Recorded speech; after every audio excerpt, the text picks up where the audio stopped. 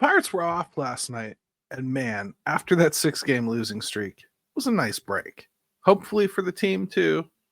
Today we're going to talk about two things I think the Pirates need to do immediately, and that's next on Locked On Pirates.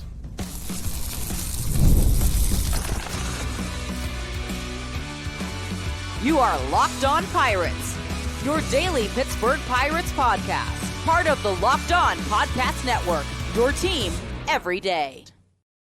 Today's episode is brought to you by Gametime. Download the Gametime app, create an account, and use code LOCKEDONMLB for $20 off your first purchase. Welcome to Locked On Pirates. I'm Gary Morgan. There are some things this team needs to do. I think that's pretty obvious to everybody. Changes they need to make, usages they need to try to employ, and now's the time. This season no longer matters, at least as far as the record goes that they produce. So let's talk about a couple of those things today, and let's talk a little bit about the Homerun Derby too, because it's interesting. You know, I think O'Neal Cruz has a good shot at this. Let's start with the first one, my first point. It's time for Henry Davis to be the starting catcher, period. Okay? I'm going to go through a few reasons why I think that. He's the higher long-term upside player between he and Joey Bart, okay? Henry Davis was the first overall pick in 2021. Clearly, the Pirates see a future for him. There'd be no reason for him to be here otherwise. And you've gone so far into his service time already, his MLB service time, that you can't really fritter it away. Henry Davis has grown defensively to the point where I think it's not even a question mark as to whether he's the best catcher on this team. I think he's actually probably trending more towards, at least defensively, again, let's make sure we keep specifying that. Defensively, he's trending towards top 10 in the league right now. And I mean that from his pop time, his arm strength, his actual numbers on throwing guys out. And then the intangibles too, the things that aren't measured, like the way that he calls a game, universal marks from everybody in that pitching room about throwing to Henry Davis. And it's visible. And I'm not sure, to be honest with you, because I'm not a catching expert. But let's just say, like, over the years of covering this team, I've had to kind of put in some work, like learning defensive catching. I've had to learn how to appreciate it. 5 years ago, I had to start to try to understand why somebody like Jacob Stallings was actually a good catcher, right? I had to start to understand he's in the contention for the Gold Glove. Why? What am I not seeing that other people are seeing? And so I started learning. I talked to Michael McHenry for hours trying to understand exactly what is being looked for in those situations. And I've actually gone to a workshop with Michael McHenry and had him show me some of the things. And I just think I've grown to understand a little bit more what people are looking for. So I was able to see some of this stuff with Henry in spring training. I know the team did too. But the team thought it would be better to start with Endy Rodriguez because of the injury they had to Horwitz at first base. Otherwise, I really believe Henry would have made it right out of spring. Well, Endy's injuries have made it impossible for him to be factored into this conversation at all. So Henry has taken advantage. And defensively, I think he is about as good as you're going to get. They have him for a long-term solution here. I think he's more than just a personal catcher for Paul Skeens. This isn't like they became friends or something. I think Paul really appreciates his pushback on what Paul wants to throw. If you notice Paul on the mound, he's got a communicator on his belt as well as the pitch comm in his hat, and Henry's got the pitch comm. And you'll notice there are times when Paul will call a pitch and then he looks into Henry and then he'll shake his head. Well, that's Henry correcting the pitch or changing the pitch and Paul just agreeing, and or Henry agreeing to what Paul called. there's a whole communication level going on between those two. And I think it's something that we've seen Henry start to develop even with the bullpen arms, which is not something that most catchers do. And the other thing I've heard is even when Henry's on the bench, he's constantly helping guys, like talking to them about what they can expect or what this pitcher's trying to do to them, or he's telling Joey Bart even some of the things that he's scouted as far as what the Pirates pitchers are capable of in certain situations and things that they can go to get themselves back into the zone when they're not in. Now, does Henry have work to do offensively? Oh, yes, he does. He's hit at every level he's ever been at, except for the major league level. And the first year he was up here, he actually hit some home runs. I thought he looked pretty good. Defensively, they screwed him up in right field, but I just chose to kind of put that out of my mind and forget about it. And I also kind of chose to forget what it did to him at the plate. That is a kid that does not like to fail. He likes to be really good at what he does, and putting him out in right field, it messed with him in a lot of different ways. So now that he's more comfortable back behind the plate, I know he puts a lot of focus on that side of things, but he needs to start focusing back in on the offense. And I think there's another side of this with Henry that is probably the most important. Henry gets better the more he plays. When Henry plays every day, you'll see, even when he gets demoted to the minors in the past, there's been a little bit of a 2, 3, 4 game launch angle for him where he starts out looking a little uncomfortable. Then he kind of starts warming to the task. Then he starts getting some singles, pops an occasional home run, and then he gets hot. I don't know if that part's ever going to come in major leagues. Maybe it will, maybe it won't. Maybe at best, he's just a guy that's in your lineup that hits about 250 and can pop 10, 15 home runs a year. I'm not saying that's what you'd want to have happen from a 1-1, but if he plays the kind of defense he's been playing and continues to play the kind of defense that he's been playing, I think those numbers would be pretty acceptable and you'd be largely very happy with him as a starting catcher. I'm not saying he can't ever get past or that he's a franchise cornerstone that you have to start worrying about them locking up, or I'm not trying to paint his entire career. I'm just saying for right now, it's pretty damn important that you know for sure that Henry Davis is at least a good option to be your starting catcher going into next year, because the way Joey Bart's playing, they're not going to pick up his arbitration. And I don't think he's going to get an awful lot of money, but I also don't think that you want to even start approaching having that conversation with him. Defensively, it's a shortcoming, if you ask me. He's really, really left something to be desired. I actually knew it was a problem last year, but the bat made you forget about it. I mean, the way he hit last year, it was like, well, who cares about all that stuff? Who cares, right? He had a 799 OPS last year, 13 home runs in 80 games. But he's 28 years old. He's been inconsistent all the way up here. And here we are in year 2 of Joey Bart, and he's got 1 home run. Like, it's not happening this year. You can take that and you can think, okay, well, he's still a good backup catcher. This will be fine. We'll keep him. But you don't want to pay more for your backup catcher than you're paying for your starting catcher, really, do you? I mean, I guess you could, but wouldn't you maybe want to upgrade that even? I mean, like, there should be some cheaper. I mean, honestly, maybe go out and see if you can get Elias Diaz or Jacob Stallings again. If you're just going to carry a backup catcher, maybe Endy winds up being the backup catcher. Maybe Endy doesn't catch at all with the recent elbow issues again cropping up. I'm not 100% sure how they're going to go, but I am sure of one thing. Henry Davis has done enough to be the starting catcher here, and with nothing else mattering this year except for looking forward to next year, I want to see right now what Henry is. 5 games a week, minimum. That's what I want to see out of Henry Davis. And I don't frankly care what happens to Joey Bart.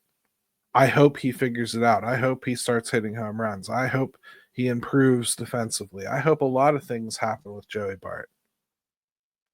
And if that does start to happen, he starts popping home runs and you want to creep another day back off of Henry, okay, I guess.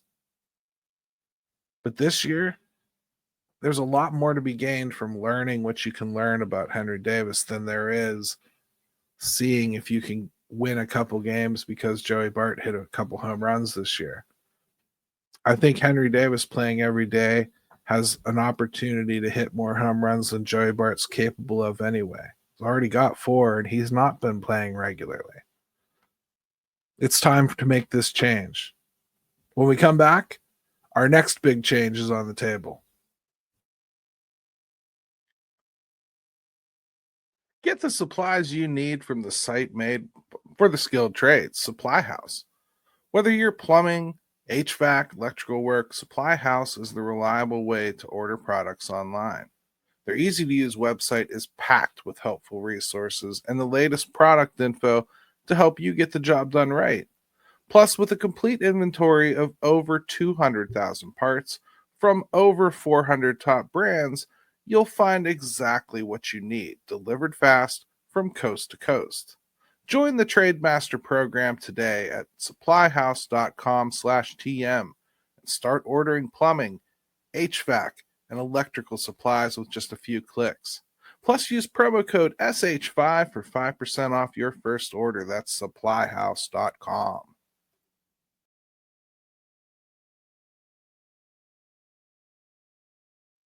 Hey, everybody, welcome back to Locked On Pirates. Hey, do me a favor and hit that subscribe button. Drop a like, too. I really appreciate it. Leave me a comment, too, on today's show.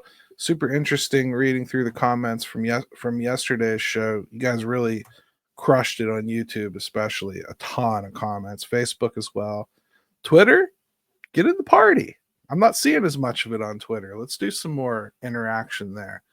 Now, my next big one is Bubba Chandler. It's time to call him up. A lot of you have been on this train for months already. But to understand me is to understand how I view prospects, right? I view prospects through a weird prism. I have a real hard time trusting them until they've failed and come back from it. When a guy has no real pushback throughout their entire journey, it's very difficult for me to fully trust that they're going to be able to manage the day-to-day up and downs that Major League Baseball brings to you, let alone what happens just during the course of a ball game. Bad things happen to you. Guys make a dumb play behind you. And I've seen Bubba be a little bit emotional. To be fair, their other top pitching prospect, Hunter Barco, I've seen the same exact thing. Hunter Barco has been extremely emotional on the mound. So I think that's something that I'd like to kind of get my arms around before I see it at the major league level. Well, Bubba just did something that to me speaks very highly of his ability to actually make it at this level. He struggled mightily. He kind of fell into a hole here, right when I think the crescendo of getting him called up was just taking place. There was just starting to be a buzz about it, even amongst some of the Pirates' inner circle. I started hearing murmuring about it. I started to think it was going to happen. And then he went on like a 3-game trip of just doing nothing right. Part of it was the Pirates had him working on this changeup. The changeup's going to be an important pitch for Bubba. I don't think he has his arms around it 100% yet, but the Pirates were forcing him to use it. I think partially to get the pitch worked into his mix, but partially I think it was to kind of trigger what I just talked about, suffering, a little bit of not doing so well. Let's see what this kid does. Let's see how he reacts to it. And I think that's what happened. Started throwing changeup. 2 games in particular, he threw a lot of changeups. Not his best offering, not what makes Bubba Bubba. but something that I think Bubba will need in his back pocket to keep people off of his velocity. His stuff's crazy good. He's going to get his outs based on that. He's going to get his strikeouts based on that. But in the major leagues, and you know this to be true, some of Paul Skeen's most deadly pitches are the slower things he throws, right? Like that changeup that he throws is absolutely deadly when somebody is sitting there worried about 99, 100. So Bubba Chandler, I think, came back from it, rose from the Phoenix. His last 2 outings, much more Bubba-like. This last one, 6 innings strong. They're letting him go 6 consistently now. To me, the time is now. He's gotten through that hurdle. It's time to call him up. I think you're probably going to have to trade off somebody to do it. Andrew Heaney. I would not replace Mike Burrows in the rotation right now. I think Mike Burrows is making his own kind of statement that I don't want to quit seeing. I want to see what Mike Burrows can do here with his opportunity, and I've liked what he's done so far. To be blunt with you, I kind of want to see Braxton Ashcraft too, but I don't think we're going to have the room in the rotation. Andrew Heaney, though, a rental, he's been faltering the last few weeks, a little up and down. No pun intended with Bailey Falter, and they are not the same pitcher, but they're very similar styles, right? And Andrew Heaney has not been as pinpoint as Bailey Falter, and Andrew Heaney doesn't get the extension Bailey Falter does. And Andrew Heaney is a guy that's going to give you a near no-hit one game and maybe give up 6 or 7 the next. Honest to God, results-wise, that could be exactly what you get out of Bubba. But I want Bubba to be part of the rotation next year. I want to know whether I think he can be. I'd rather test that here than rely on some spring training games to make me feel like it. Plus, if you get to the point where you're talking about spring training, maybe he can win a spot. I think you're going to go right back to the same place where you were, where now you're worried all of a sudden about starting that clock again. And now there's the whole rookie of the year conversation again. Listen, through either his fault or your fault or manipulation, or I don't even really care why, you've gotten to this point. You're out of the woods on all that. Bring him up. Let's get it done. Let's get a good half season of Bubba Chandler up here. And let's see where he slots in. Sure, right away he's going to go at the bottom of that 5-man rotation. But let's see, like, if what we really think is there is at least enough developed that you can pencil him into that rotation heading into 2026. If you can, it opens some doors for you. Like right now, it's very imaginative that Bubba Chandler steps in and fills a role that you're going to empty by trading someone like Mitch Keller. If you want to have those conversations like we have been hypothetically for a month now, that's cool. But in practice, when you're talking about actually replacing a major league veteran who's arguably one of the top, let's say he's one of the top 20 pitchers in the game. If you want to replace him, well, you better kind of be more sure about Bubba Chandler than just what he's doing against AAA arms, right? He may suffer up here. It may not work. You may find out that he doesn't have the command to last at this level. He has to work on some things. You may find out that experiment with the changeup, well, they really need to work on it a little bit more because they can't keep people off of his very similarly sped slider and fastball, right?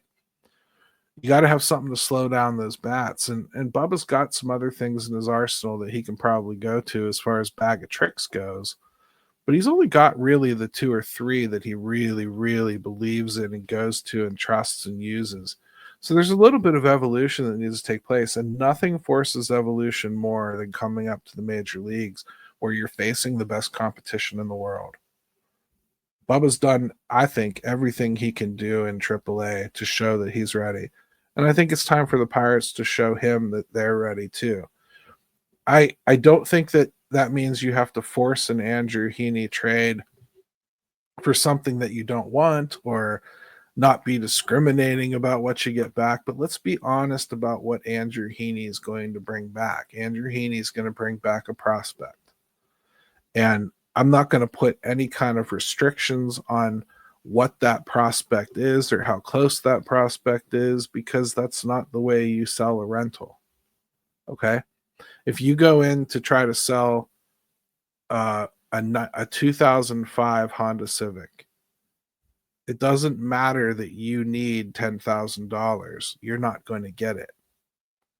So when you go to trade an old veteran like this with no control, you're going to not get what you want per se. You're going to get something in the wheelhouse of something that could be helpful. You're going to get something that you have to develop, or you're going to get somebody else's problem, which is like a Diego Castillo or Hoy Park, or even Billy Cook to a degree is somebody else's problem. Somebody that's getting a little old, long in the tooth, somebody that has taken a little longer than they should have, somebody that needs the finishing touches put on them that the other team doesn't have the patience for.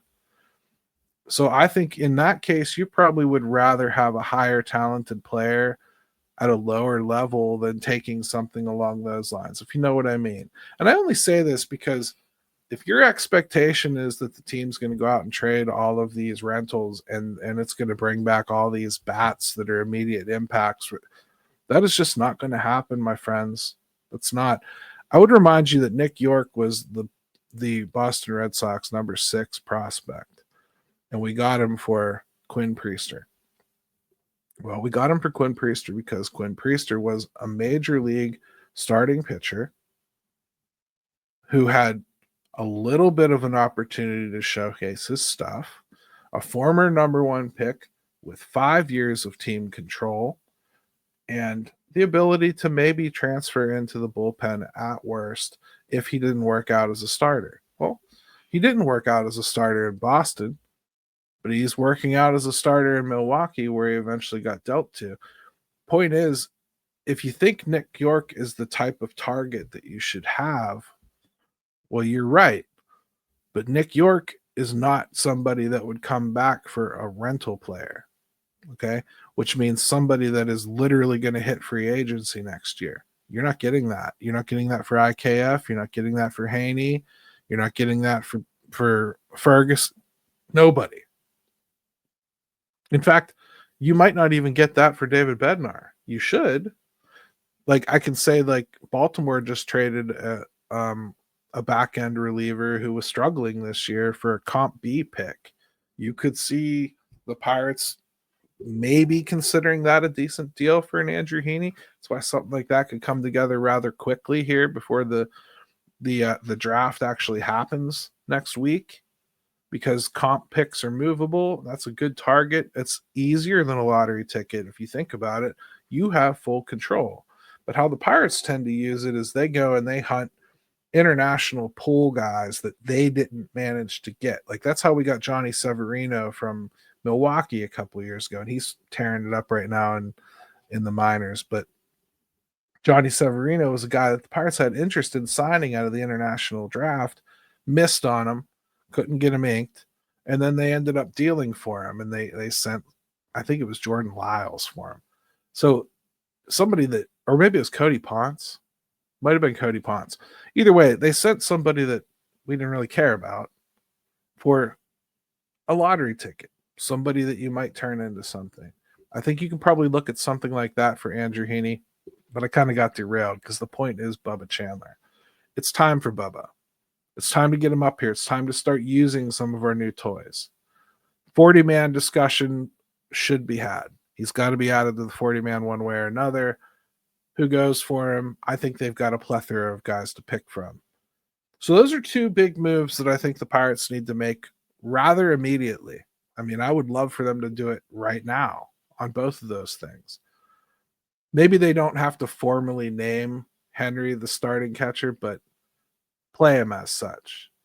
Okay, and maybe they don't have to trade Andrew Heaney to make this happen. Maybe you could move him to the bullpen. Maybe you can even start Bubba in the bullpen, but it's time to get Bubba up here and quit messing around with him, because you've got a line of pitchers that are coming behind him that need to get looks. And Bubba Chandler is first in line. It's time to make that happen. When we come back, let's talk about the Home Run Derby, because the field is set now. And now that it's set, I'd like to look through it a little bit and kind of weigh the chances we think O'Neill Cruz might have. We've all been there, logging on early, waiting forever for concert tickets to go on sale, only to lose your spot for a show you've been dying to see. Live music should be about making memories, not dealing with the stress of ticket shopping. That's where Gametime comes in. Gametime makes getting concert tickets faster and easier than ever. Prices actually drop as it gets closer to showtime, and you can save up to 60% off with their killer last-minute deals. With Gametime, the price you see is the price you pay. No hidden fees. Take the guesswork out of buying concert and show tickets with Gametime. Download the Gametime app, create an account, and use code LOCKEDONMLB for $20 off your first purchase. Terms apply. Again, create an account and redeem code LOCKEDONMLB for $20 off.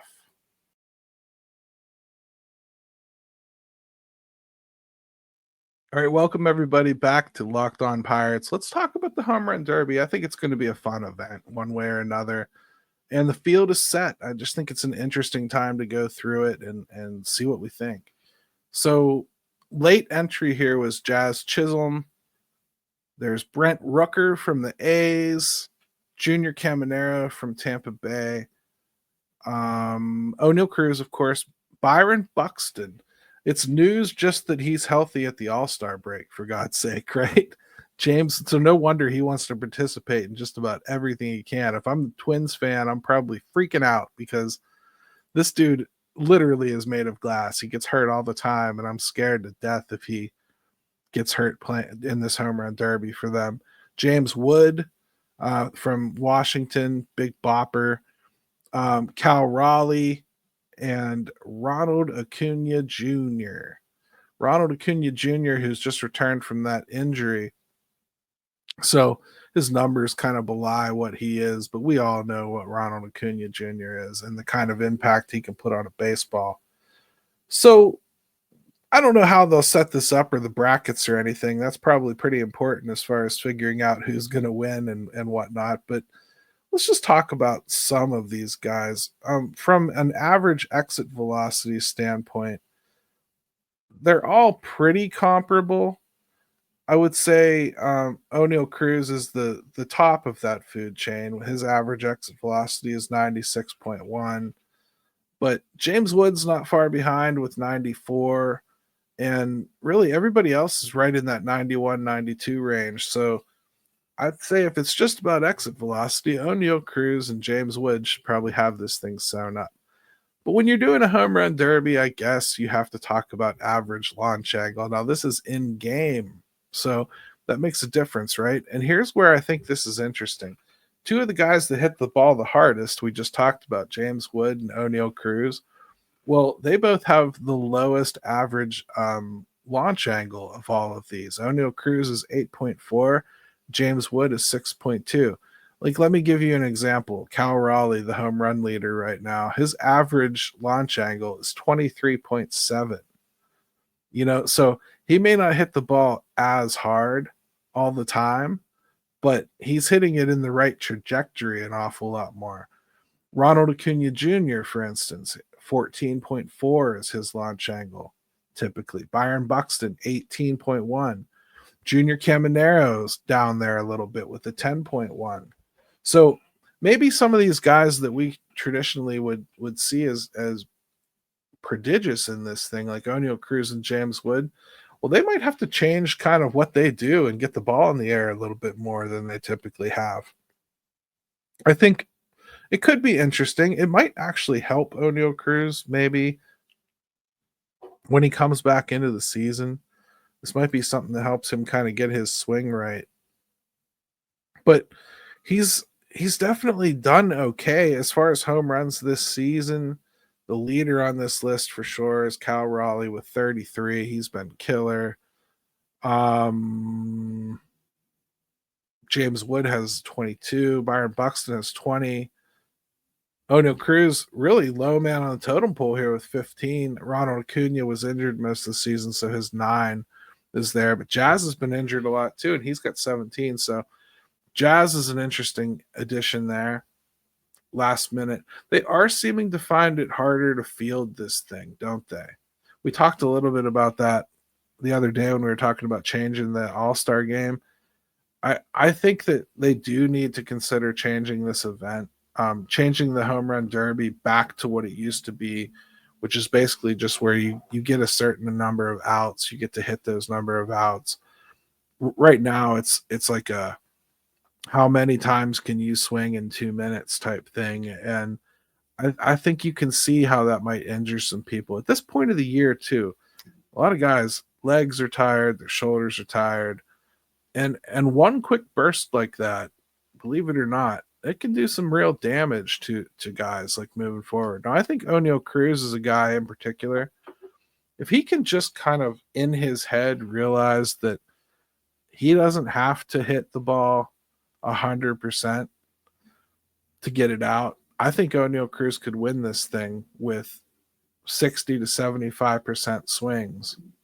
And that's the best way I think he can go about winning this thing, is to just take a little off of his swing, just make good contact and put the ball out naturally. If he starts going for the majestic moon shots that he tends to hit sometimes, well, you've seen him do that in games, right? What happens to him? His helmet falls off, he almost falls over because his whole body's twisted. It'll take him 5-10 seconds just to get ready for the next pitch in between those home runs, and that'll hurt his ability to win this contest. So if O'Neal Cruz, to me, is going to win this thing, 2 things. He's got to take a little bit off of his swing, and he's got to work on the launch angle and make sure that he's hitting balls that he can actually get up in the air. I think that's going to wind up being right in the wheelhouse of where he's getting pitched right now, which is kind of a middle third in and slightly down fastball. I think those types of pitches he's going to be able to drill. And if Morales can hit him in the right spot over and over again, and O'Neal keeps the right pace, he's got every opportunity to win this thing.